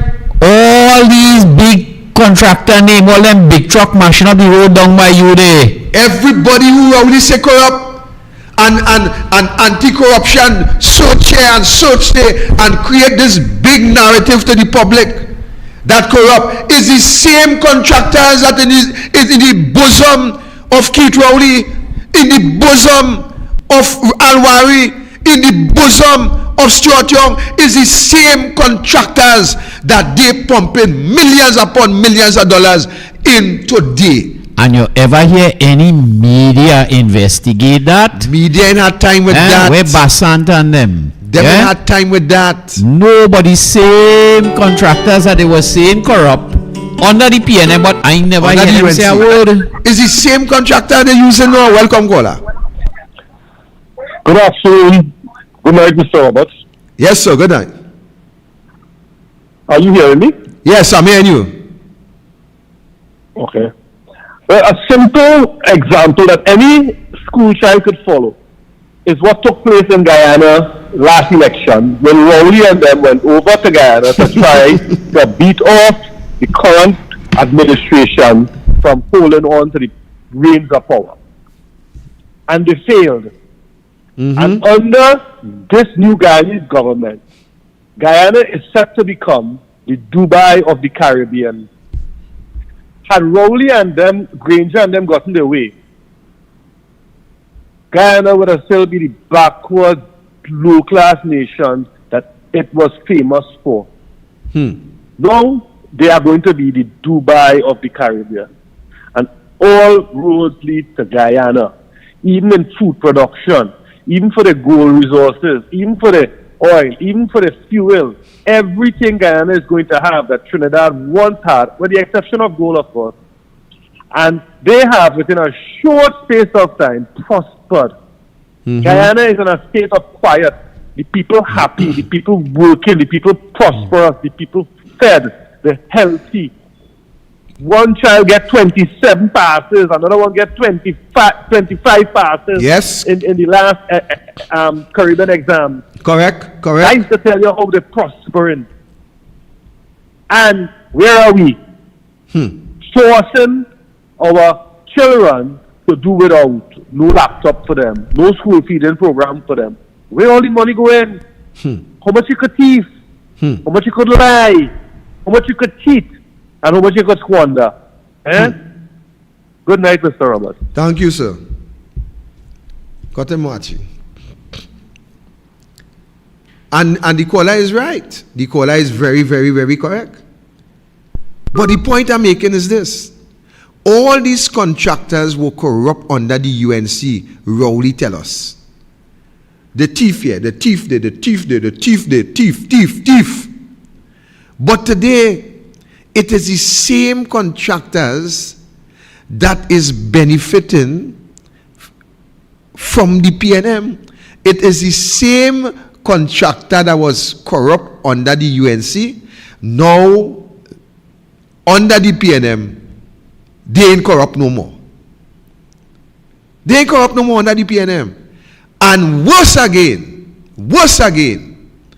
under the UNC, we were utilizing the procurement legislation. Now, these contractors ain't corrupt, and first they ain't corrupt, and first they're trustworthy, and first they're good. We don't have no procurement legislation. So our minister spending what he want, Rowley and Stuart Young go in and buy boat, buy wherever they want, no accountability. Whatever Rowley says the price is the price, and that is what we have to accept. And that is what people clapping for. Yeah. That is the reality. So nothing, the laptops wasn't good under the UNC. The laptop was a waste of time under the UNC. The laptop was for dunce-head children. All the schools that were building were for Dwen and Monkey. It was no good. The Couva Children Hospital was a waste of money under the UNC. But under the PNM, all that now turned good. It now get good under the PNM. So laptops going to get good now because the PNM going to buy it. And the PNM going to buy it without procurement legislation. So it get good. And the contractor who may very well be providing it, rest assured, that contractor not corrupt. You see, that is the stupidity that I'm talking about with them who support the PNM. That is the stupidity. When I say they are blinded by stupidity and race, that is the stupidity that I'm speaking of. So all the contractors who were working under the UNC, all of them was corrupt. But now the same contractor working under the PNM, they ain't corrupt. Everything above board. And this is what you people accept in this country. You see, lie have a way to survive. Lie have to continue. Lie have to continue in order to survive. And that is why the PNM have been surviving so long in this country. Because they lie, and let me tell you something, they're really, really good at it. Really, really good at it. So under the PNM, everything is good. You're eating dirt, but it's good. Under the UNC, you're able to eat rice and dal and bhaji and beef and goat and shrimps and everything. That's not good. But under the PNM, you had to eat dirt and it's good. Under the UNC, was providing for your family. You were minding your children. You were providing for you and maintaining your home. You was repairing your house. You was repairing your motor vehicle. But under the PNM, you can't do none of the above. But life's still good. It's still good with you. You rather that. So you reach to the point where you can't provide for your family. Your mother had to get a text message, go and rob. Your father had to send you, go and prostitute yourself. Man sending the woman outside, go out there, look for money, girl, bring food home on the table. All that good. Woman sent his son to shoot up security guard and thief all the money from she boss. All that good. All that good under the PNM. That good. But under the UNC, you know what I say? Did I say that UNC member? Did I say that UNC member? But under the PNM, everything quiet. We have a bunch of media houses in this country. Ah, you hit it there. We have a bunch of media houses in this country. Let me tell you something, Trinidad and Tobago. The media house in this country is the biggest PNM propaganda machine that exists today. All for money. Just money. The biggest propaganda PNM machine. Let me tell you how powerful this media is. This media will make Keith Rowley look like a saint and make Kamla look like a devil. Boy, I remember in a live radio program, the owner of the station come and start to cuss up. He didn't know the mic was hotter. And he started get on with the presenter. I saw that with Fitzgerald Hines. I think Hines was in that interview. I saw that. He started get on with the man and say, you don't know who paying we bills. Yes. Right? You can't be bad talking. So imagine live on the air, the owner of the radio station saying, you ain't know who paying these bills. When you watch a newspaper and you seeing full page ad that is $30,000 something, and nobody buying the papers, but the papers still existing. You know what kind of money the media, the government, the PNM government pumping. And this is why whenever UNC is in power, the media goes against the UNC because they want to get back that kind of money. And Victor, maybe you need to do a special program to encourage people to start pushing this social media, because they ain't come for we and shut we down yet. I wouldn't be surprised if some telecommunication authority come and say, these shows had to ban or something, but we had to start promoting this social media. Yeah, welcome, Gola. Good night. Good night, sir. Hello? Yeah, go ahead. We hearing you. Go ahead. Yeah.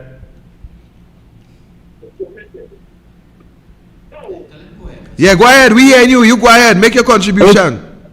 Okay, good night to the panel there. Yeah, good night. Yes,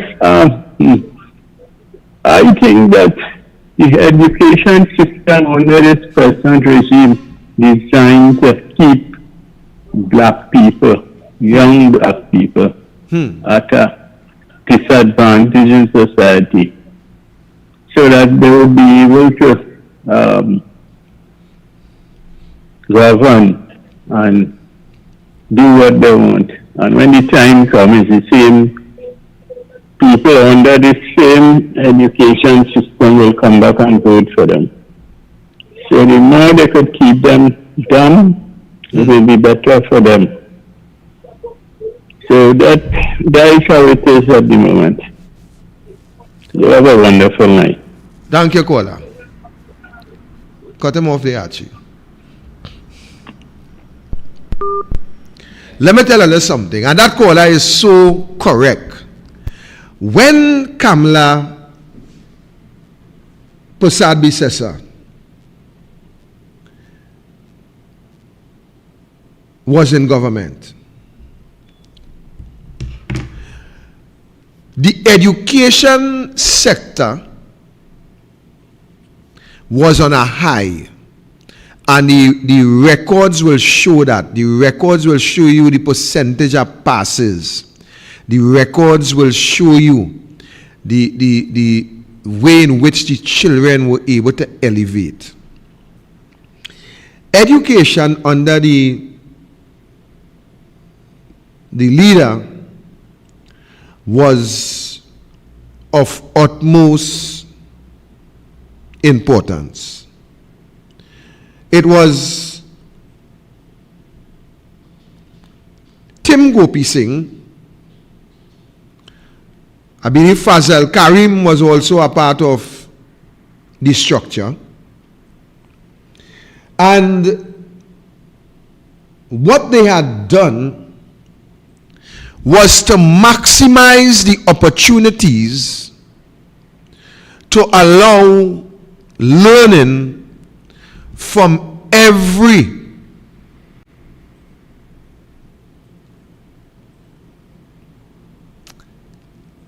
single sector of society. From the early childhood stage,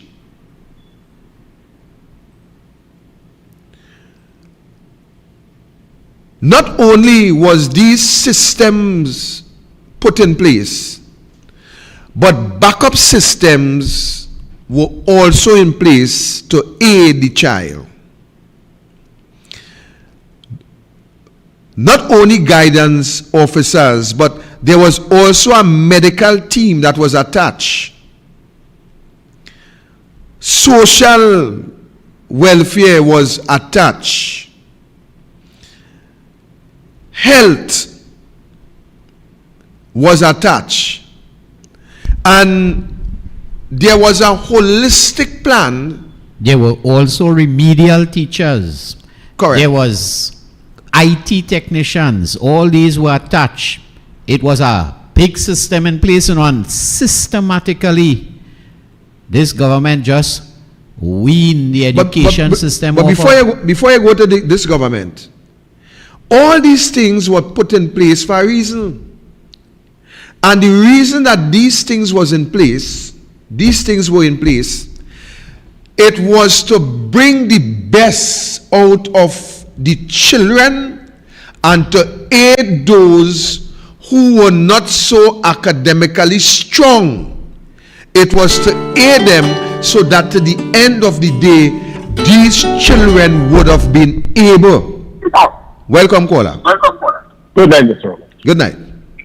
But history has shown you that the only thing the PNM government knows to do is to raise the price of fuel, thereby sending up the price of every single commodity Correct. that people need to survive. Yep. Correct. Kamala Prasad, the sector government, never touched the fuel subsidy, never increased the price of fuel. Correct. And food prices, they remove VAT on how much thousands of 7,000 food items, and actually sent down the cost of living in this country. She made an offer of 14% to unions. They refused it, and they march up and down length and breadth of this country. And now they start off with 1%, they reach 2%, and now 4%.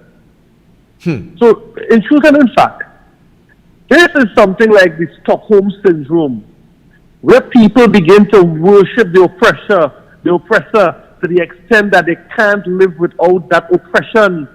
Oppression is all they need to know. Oppression is a form of mental slavery that they have enshrined in them. All leaders, when they're making public speech, they speak to their followers.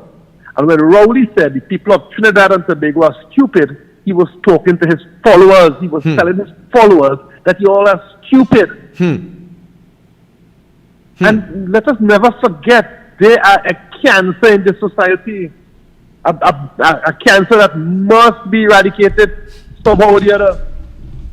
You know, and we need to start to invite the foreign journalists and the foreign media and the foreign countries of the right-thinking people across the globe to start to demonstrate that Rowley, what he's doing is wrong.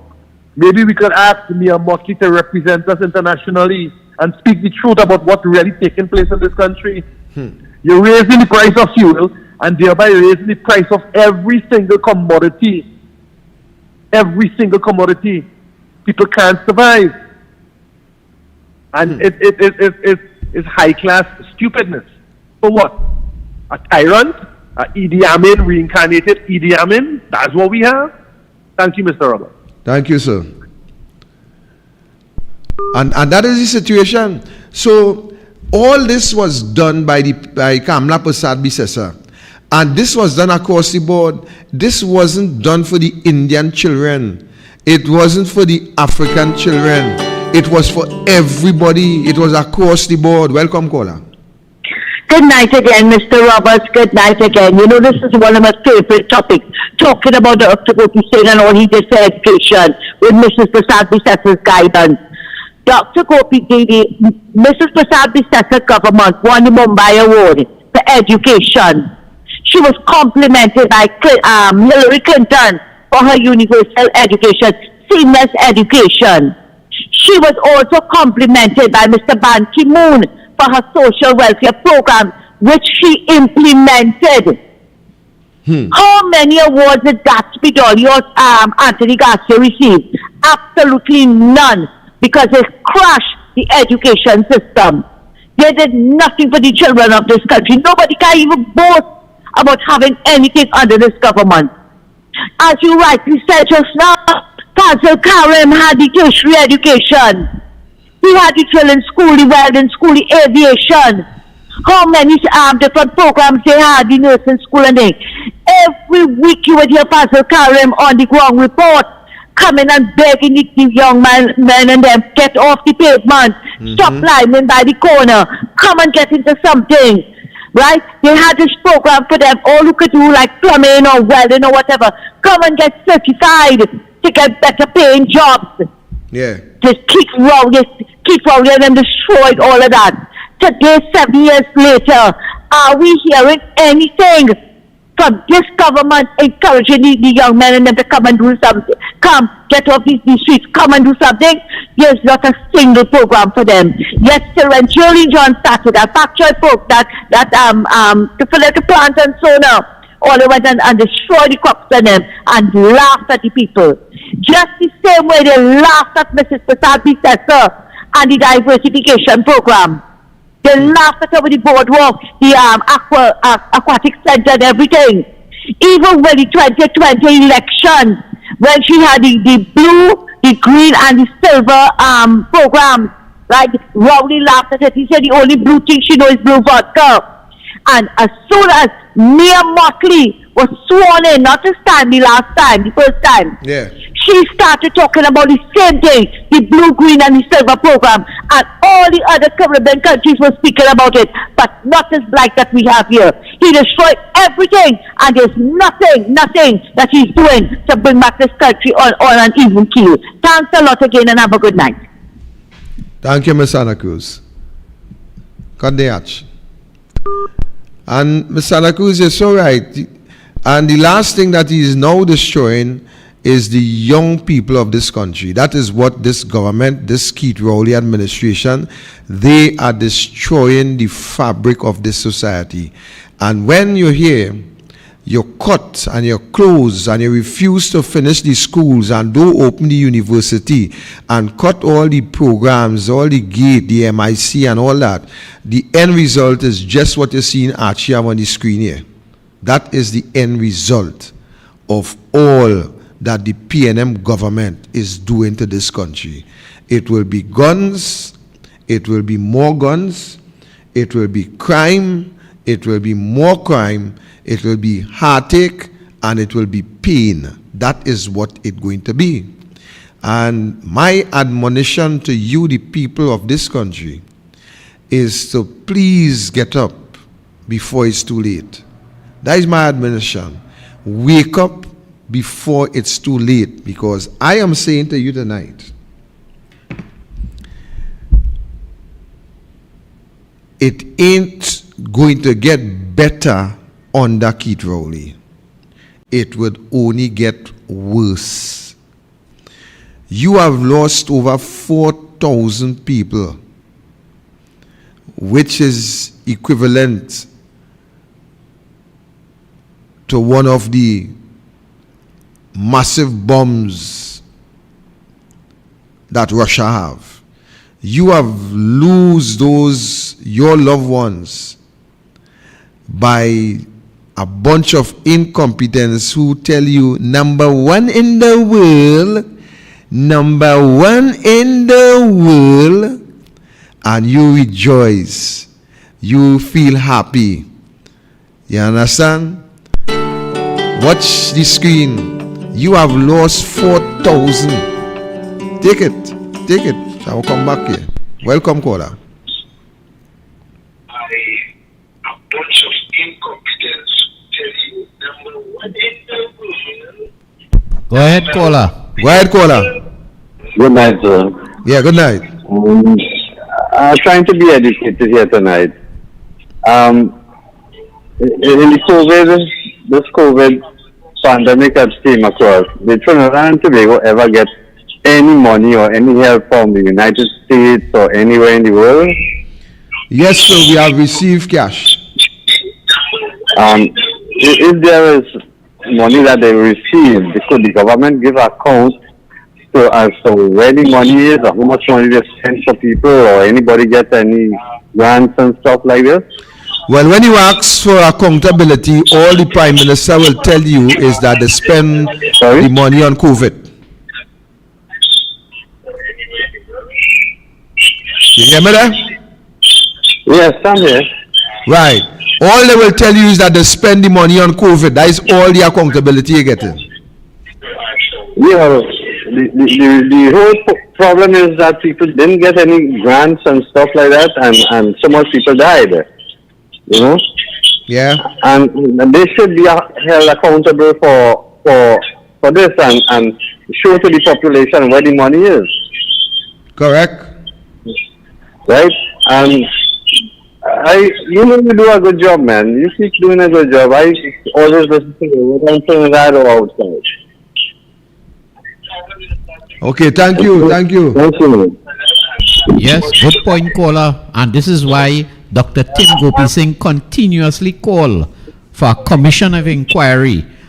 Something that will come because they will never stay in power forever, eh? Yeah, of course. And that commission of inquiry, and I'll tell you something about a commission of inquiry, eh? It could come 20 years later. Yeah. Yes, just like the coup, that commission of inquiry only came when a UNC government came into power, eh? Mm-hmm. Yes, so let them hide and hide and hide with this COVID thing. Just as the man say, what happened with all that money? And that is true. We have lost over 4,000 people, which might very well be equivalent to one of the massive bomb Russia have if they should drop it. And yet all we get is we are number one in the world. We have not in any form or fashion get any level of accountability for the money that was utilized from the Heritage and Stabilization Fund. We have not gotten any accountability for the funding that came from the outside in relation to this pandemic. We have not gotten any accountability whatsoever from this government, from the inception of their taking office to now.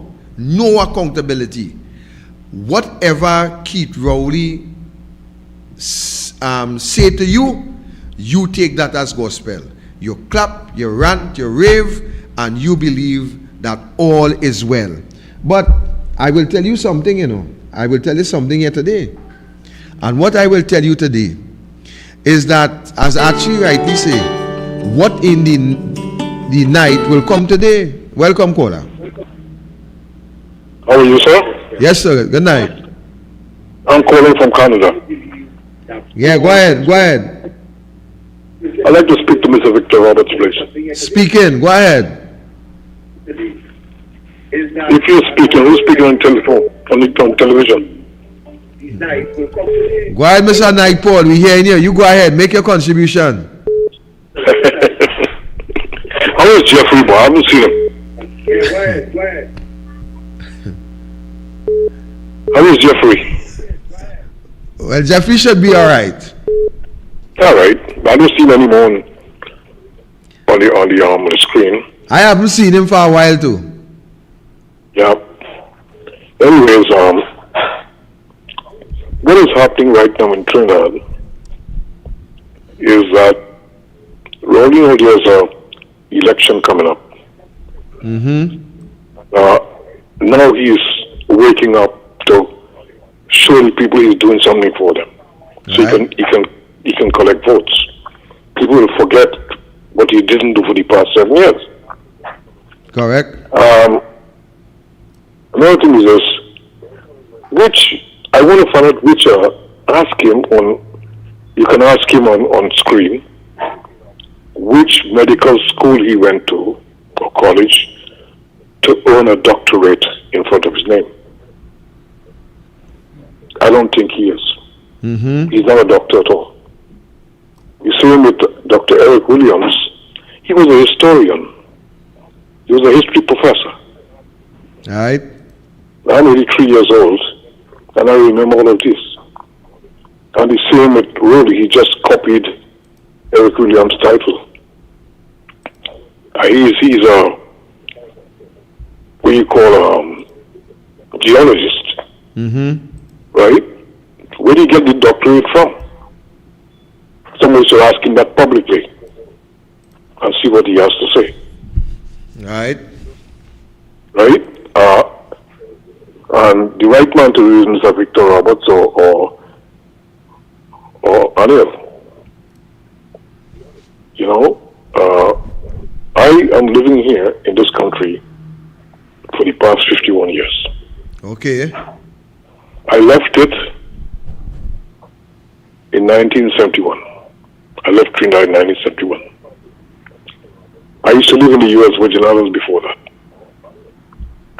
And I came back home for a month's holiday. And I said, it wasn't good for my children over there, so I said, let me come to Canada. But I didn't want to do that, but I was in the barber shop in Port of Spain, up in the arcade, French's arcade. And 4 of the people from the government, the Eric Williams government, came in for haircuts. 4 of them. And they sat with chairs talking to each other. The barbershop took six barbers, right? And they each sit on a chair and they're talking up to each other. We have our ears open, listening. And Kamaluddin Mohammed, who was the deputy prime minister at the time, he was talking to a man they called George Sheeks. I believe he had something to do with the Businessmen Association. And the other 2 people sit down there. And he says, I was talking to Eric today. And he mentioned something that is disturbing. He said he's thinking of taking the land from those who have and give it to those who don't. When I got that, I know the PNM will do anything they're thinking of. And I went home and told my father-in-law that evening, let's sell and get out. Because my father owned half of Kelly Village at the time. I had my property up in Sandy Grande. And I said to myself, I don't want them just taking it and giving it away. I worked damn hard for it. I paid for it. The money I work hard for. And they just take it away and give it away. So we sold everything and we got out. Right. That's how I came up here. Right. And I'm still here after 51 years. And I used to go down every year or so, sometimes every 2 years. Because I love Trinidad. I love my country. Yeah. I was born and grew up there. Right? My grandfather came from India 170 years before me. And you know, I always go back. Last time I was there was 2011. And I went to stay with a cousin of mine up in the hill in Arima, Calvary Hill. And on Sunday morning, I got up, made some coffee. My family was asleep. I got up early, made a cup of coffee. And I said, I don't have any coffee in the patio in the front. And a black man came out of one of the houses there. 6:30 in the morning. And he looked at the rising sun. And he spread his 2 arms right across. And he says, we in power.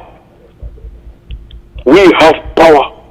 And I said to myself, I look at this man with a short pants with some, some frayed by the legs. And his t-shirt has holes in it. And I said, so the PNM is in power, I understand that. But when you say we in power, right? It means black people in power.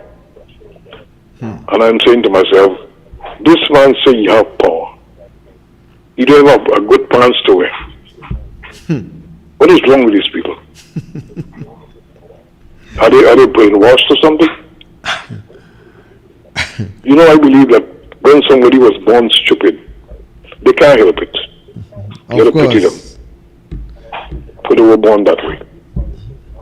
Thank you, Mr. Nightfall. Yes, sir. Okay, have a good one. And what is happening right now is that people will still vote for the PNM. Because Trinidadians need always something to complain about. When Mrs. Prasad was in power, everything was going well, they had nothing to complain about. But they always want something to complain about. And they don't realize that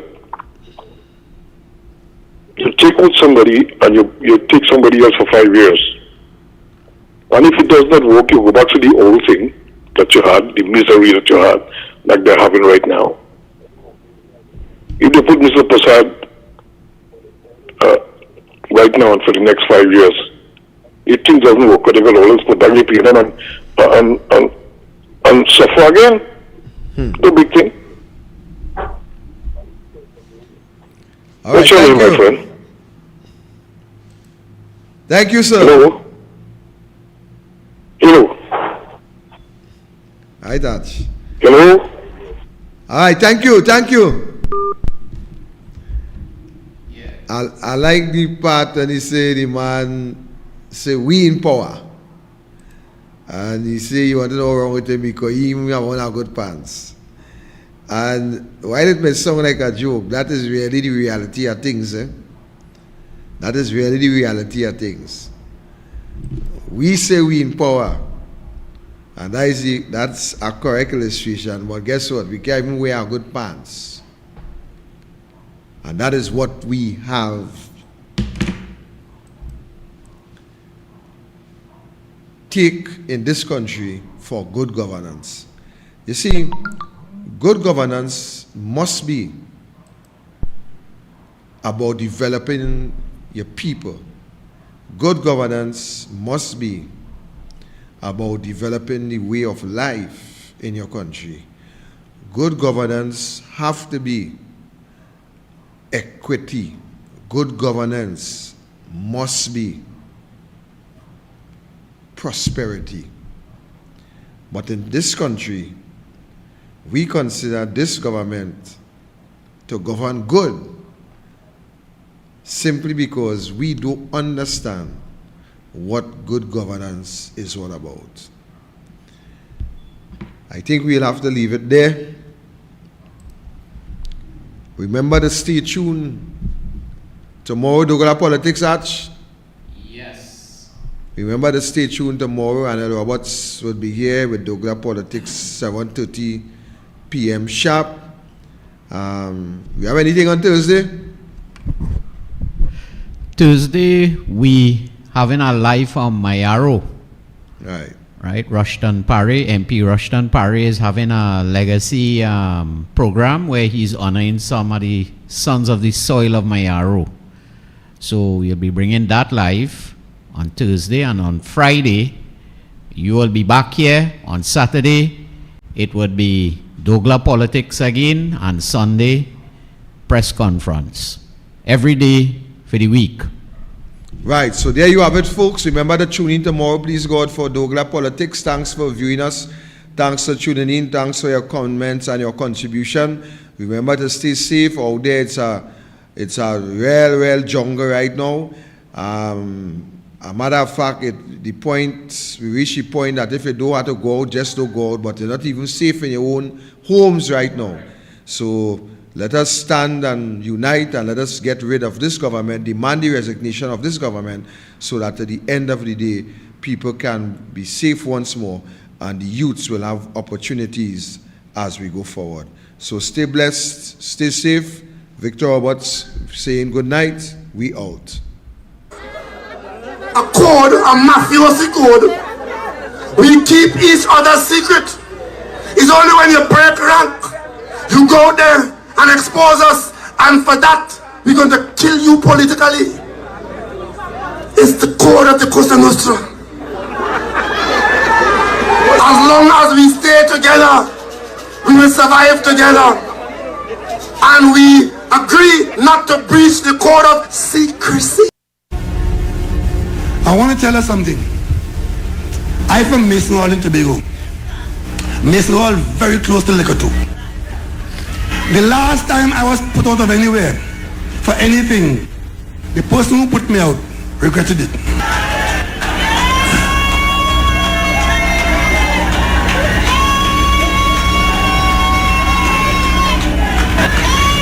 Remember I was in the cabinet? I took issue over the behavior of Calderhart and UDCOP. And what happened to me? I was put out of the cabinet.